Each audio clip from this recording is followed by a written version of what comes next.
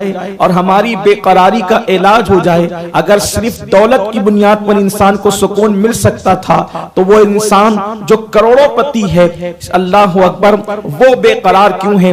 نرم نرم گدوں پر، اللہ اکبر، ایک غریب انسان اور ایک مفلس انسان جس مکان کا تصور نہیں کر سکتا، اس سے بہت خوبصورت کمروں میں بھی لوگ کروٹیں بدلتے ہیں، لیکن ان کو چین اور سکون کی نیند نہیں آتی۔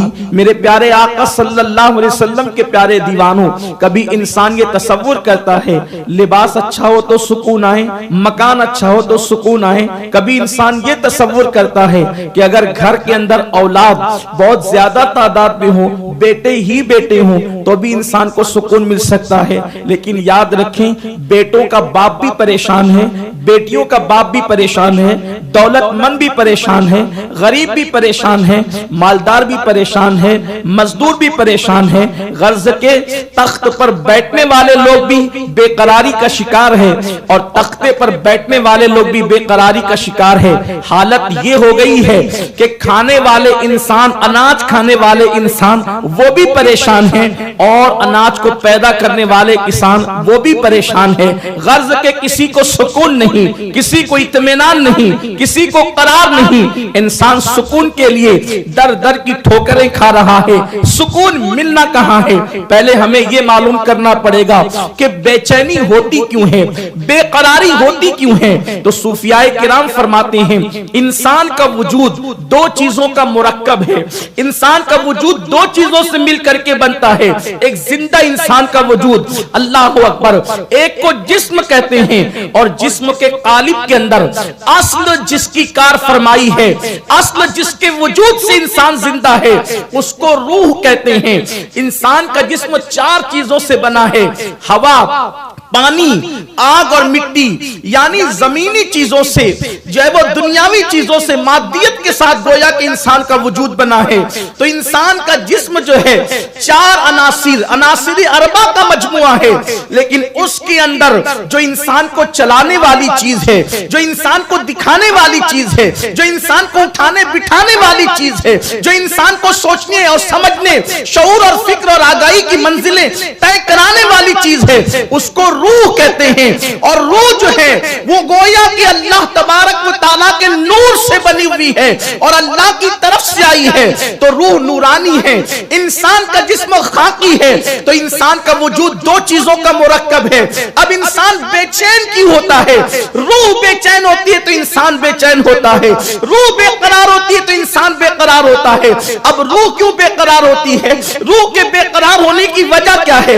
انسان زمین پر ہے، انسان عناصر اربع کا جو ہے مرکب ہے، لیکن روح اللہ کی طرف سے ہے۔ میرے اللہ نے فرمایا وَنَفَخْتُ فِيهِ مِن رُوحِي، کہ میں نے اپنی روح تمہارے اندر عطا فرمائی ہے، اپنی طرف کی روح تمہارے اندر ڈالی ہے، جس کو امر ربی بھی قرآن نے کہا ہے۔ میرے آقا صلی اللہ علیہ وسلم کے پیارے دیوانوں، تو روح کی بے چینی انسان کو بے چین کرتی ہے، اور روح کا سکون انسان کو سکون عطا کرتا ہے۔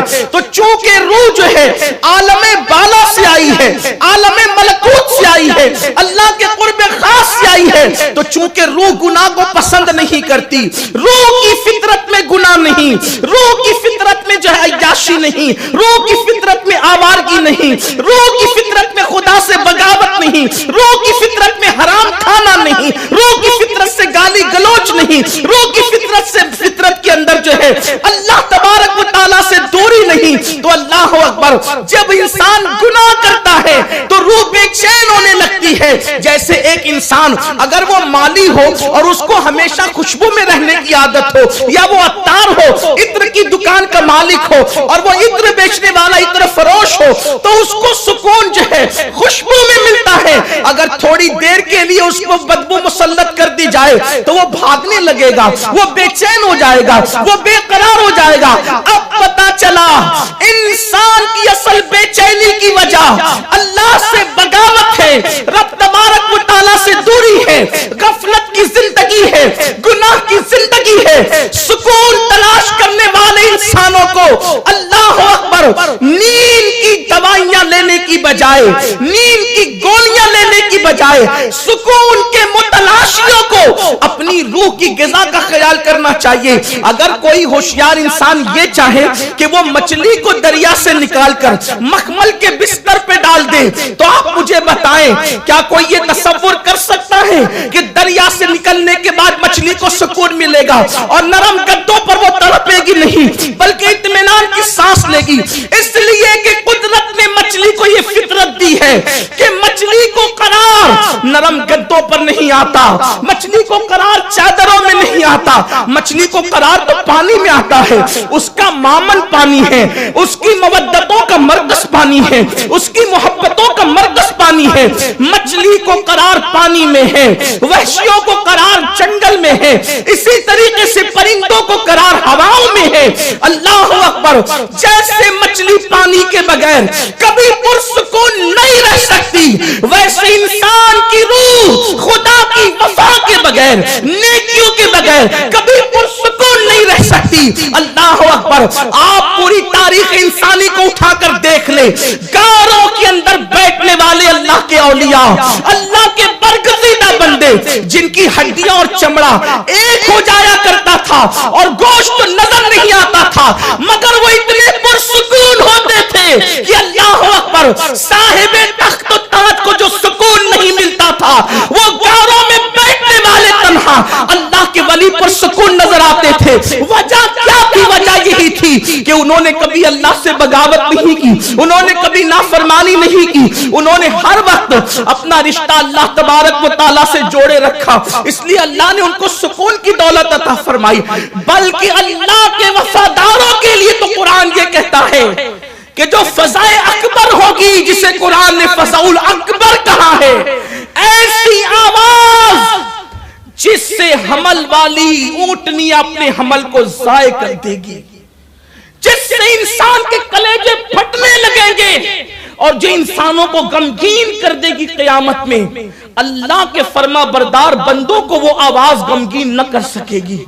تو جب اللہ کی فرما برداری کی بنیاد پر قیامت کی وہ بھیانک آواز اس وقت لوگوں کو غمگین نہیں کر سکتی جنہوں نے اللہ کی فرما برداری کی ہوگی, تو دنیا کی بلائیں, دنیا کی مصیبتیں, دنیا کی افتاد انسان کو بے چین اور بے قرار کیسے کر سکتی ہے؟ تو سب سے پہلے بے چینی کی وجہ یہ ہے کہ انسان اللہ کا نافرمان ہوا اور گنہگار ہوا.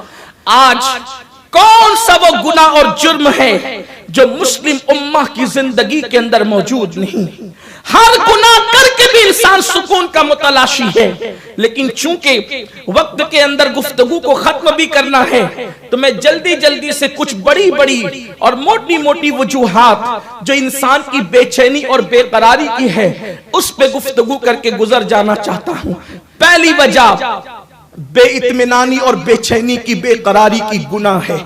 اگر انسان گناہ سے توبہ کر لے اللہ اس کے دل کو سکون اور قرار کی دولت عطا فرمائے, یا گناہ وہ کم کرے, گناہ کم سے کم کرنے کی کوشش کرے. ویسے بھی آج کل لوگ عبادت پر زیادہ توجہ دیتے ہیں, کثرت سے ذکر ہو رہا ہے, اذکار ہو رہے ہیں, عبادتیں ہو رہی ہے, ٹھیک ہے, اس کا انکار نہیں ہے.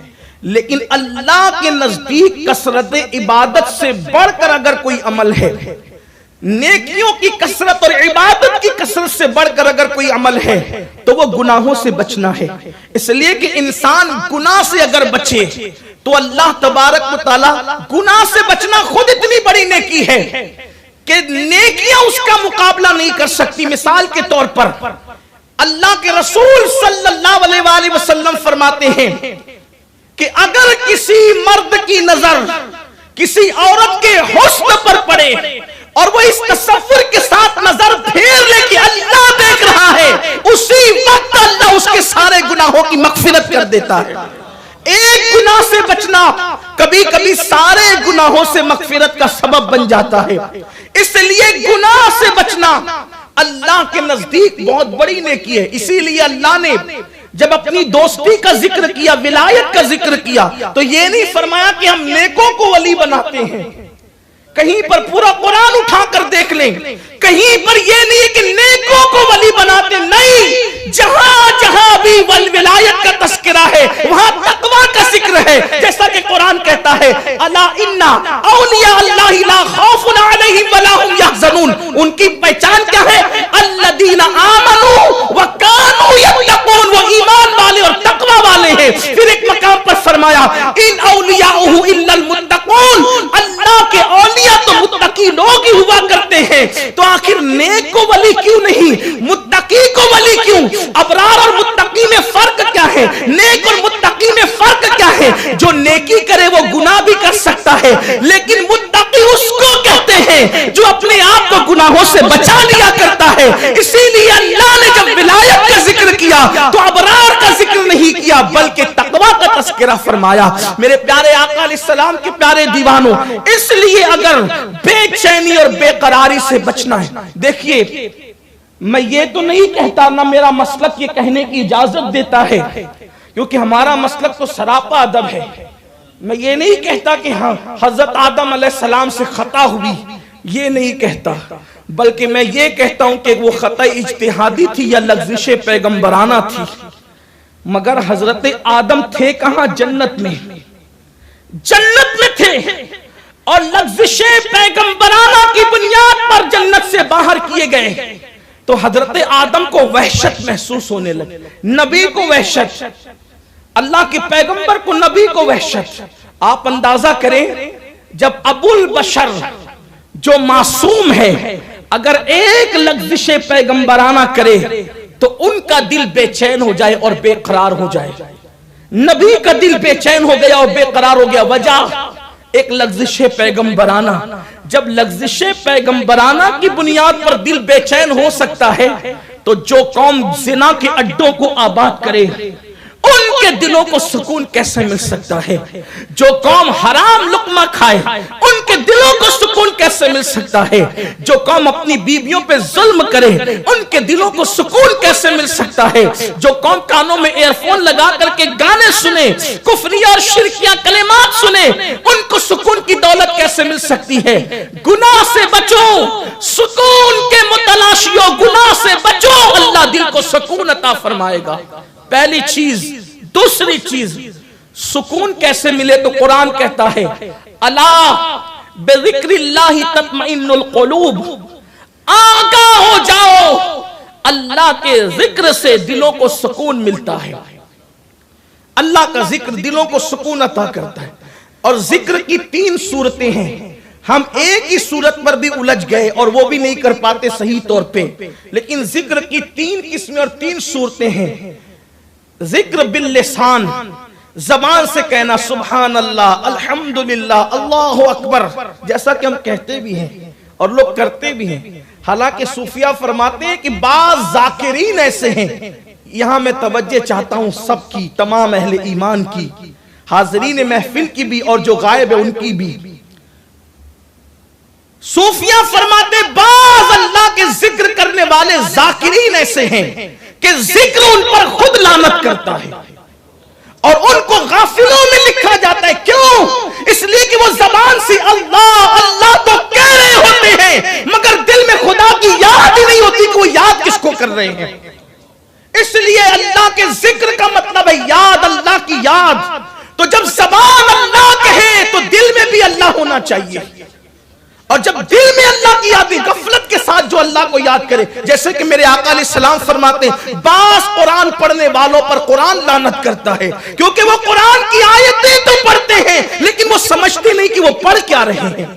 قرآن مقدس کا حق تو جس طرح قرآن کا یہ حق ہے اسی طرح ذکر کا حق یہ ہے۔ اور واللہ جو اللہ رب العزت کا نام لے اور دل میں بھی خدا کو یاد کرے پھر اس کی آنکھیں آنسوؤں سے تر ہو جاتی ہیں، اور میرے آقا فرماتے ہیں جو تنہائی میں خدا کو یاد کر کے روتا ہے اللہ قیامت کے دن اس کو عرش کا سایہ عطا فرمائے گا۔ لیکن ہم تو غفلت کے ساتھ اللہ اللہ کہے جائے، کبھی کبھی طوطے کی طرح، کبھی کسی اور انداز میں۔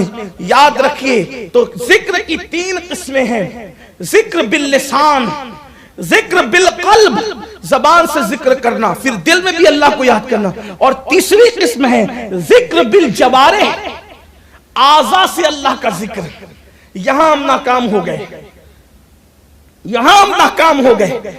زبان پہ ذکر بھی ہے، ہاتھ میں تسبیح بھی ہے، بغل میں مصلی بھی ہے، مسجد میں 5 وقت کی حاضری بھی ہے، لیکن جب یہ 3 چیزیں ہوتی ہیں جب بندہ ذاکر ہوتا ہے، زبان سے ذکر، آپ نے سنا جو بھی آپ ذکر کریں، قلب سے ذکر، اللہ کی یاد دل میں ہونی چاہیے، اور ذکر بالجوارح، یعنی کہ ذکر کرنے والا اپنی اعضاء سے، ہاتھ سے، پیر سے، آنکھ سے اللہ کی نافرمانی نہ کرے یہ سوچ کر کہ اللہ نے یہ اعضاء مجھے اس کی فرما برداری کے لیے دیا ہے، نافرمانی کے لیے نہیں دیا۔ وہ اعضاء کو بھی گناہوں سے روک لے تو گویا کہ اس کی اعضاء بھی اللہ کا ذکر کرتے ہیں، اور جب بندہ ایسے ذکر کرتا ہے تو زمین پہ وہ خدا کا ذکر کرتا ہے، عرش کی بلندیوں پر اپنی شان کے مطابق اللہ اس کا ذکر کرتا ہے۔ اسی لیے تو حضرت ابو ملیح رضی اللہ تعالیٰ عنہ فرماتے ہیں، حضرت شیخ ابو ملیح فرماتے ہیں جب وہ اللہ کا ذکر کرتے تھے تو مسکرا پڑتے تھے۔ لوگ کہتے تھے کیوں مسکرا رہے ہیں؟ وہ فرماتے ہیں کہ میرا اللہ مجھے یاد کر رہا ہے، میرا اللہ مجھے یاد کر رہا ہے۔ لوگ کہتے ہیں او ہو آپ کہہ رہے ہیں کہ میرا اللہ، آپ کو اللہ کیوں یاد کرے گا؟ کہا تم نے قرآن نہیں پڑھا؟ فَاذْكُرُونِي أَذْكُرْكُمْ، جو میرا ذکر کرتا ہے پھر میں اس کے چرچے کو بلند کرتا ہوں، اس کے ذکروں کو بلند کرتا ہوں، اس کے چرچے کرتا ہوں۔ اور پھر حدیث پاک میں ہے کہ جب تم انسانوں کی محفل میں مجھے یاد کرتے ہو تو میں فرشتوں کی محفل میں تمہیں یاد کرتا ہوں، تم زمین کی پستیوں میں مجھے یاد کرتے ہو، میں عرش کی بلندیوں پہ تمہیں یاد کرتا ہوں، اور اگر تم اکیلے میں مجھے یاد کرتے ہو تو پھر میں بھی اپنی شان یکتائی اور تنہائی کے ساتھ پھر تمہیں یاد کرتا ہوں جیسا کہ اس کی شان ہے۔ تو بندہ کتنا عظیم ہو جاتا ہے جب وہ اللہ کا ذکر کرتا ہے۔ لیکن قرآن کی آیت کہہ رہی ہے اللہ بذکر اللہ تطمئن القلوب، آگاہ ہو جاؤ اللہ کے ذکر سے دلوں کو سکون ملتا ہے۔ تو ذکر کی ایک تفسیر تو یہ ہو گئی، اللہ کا نام لینا، سبحان اللہ کہنا، الحمدللہ کہنا، اللہ اکبر کہنا، اور بھی جو عبادتیں ہیں، ریاضتیں، سب اللہ کا ذکر ہے۔ لیکن اہل عشق نے، اہل عرفان نے اس کی ایک تفسیر اور کی ہے۔ قرآن کہتے ہیں الا بذکر اللہ تطمئن القلوب، آگاہ ہو جاؤ ذکر اللہ سے، اللہ کے ذکر سے، ذکر اللہ سے دلوں کو چین ملتا ہے۔ تو یہ ذکر اللہ کیا ہے؟ حضرت عبداللہ ابن عباس سے پوچھا گیا ذکر اللہ کیا ہے، ذکر اللہ کا مطلب کیا ہے؟ تو ابن عباس کہتے ہیں ہوا محمد الرسول اللہ، کہ ذکر اللہ محمد کے ناموں میں سے ایک نام ہے، اس لیے حضور کا دامن پکڑنے سے بھی دلوں کو سکون ملتا ہے، حضور کی یاد کرنے سے بھی۔ اسی لیے تو کہنے والے نے کہا ہے جب کہیں سے بھی نہیں ملتی ہے سکون کی دولت، تیرے دیوانے تیری محفل کو سجا لیتے ہیں۔ تو دلوں کو چین حضور کا دامن پکڑنے سے بھی ملتا ہے۔ حضور علیہ السلام، اور چونکہ لوگ بے چین ہوتے ہیں اس کی وجوہات کچھ ہے، مثال کے طور پر بے چینی کی ایک وجہ تو یہ ہے بیماریاں ہیں، آدمی بیمار ہوتا ہے تو بے چین ہو جاتا ہے۔ بیماری سے نجات کا خوبصورت ذریعہ میرے آقا علیہ السلام فرماتے ہیں کہ حضرت ابراہیم علیہ السلام نے مجھے تحفہ دیا اور وہ عرش کے خزانوں میں سے خزانہ ہے۔ اگر طبیب جس کو لا علاج بیماری قرار دیں، طبیب حالانکہ کوئی بیماری لا علاج نہیں ہوتی، لیکن طبیب جس کو لا علاج بیماری قرار دیں، اگر وہ بندہ روزانہ 60 مرتبہ یا 100 مرتبہ لا حول ولا قوت الا باللہ العلی العظیم پڑھے تو اللہ تعالیٰ اس بیماری سے بھی اس کو شفا عطا فرمائے۔ اللہ تعالیٰ اس بیماری، تو بیماری سے اگر نجات پانا ہے تو یہ لا حول شریف کو، اور بلکہ غموں کا علاج ہے۔ حدیث پاک میں آتا ہے کہ لا حول ولا قوت الا باللہ 99 بلاؤں کا علاج ہے، جس میں سے سب سے چھوٹی بلا رنج و غم ہے۔ تو جو شخص لا حول شریف کو لازم پکڑے اللہ اسے رنج و غم سے بھی بچاتا ہے، بیماریوں سے بھی بچاتا ہے۔ دوسری چیز کبھی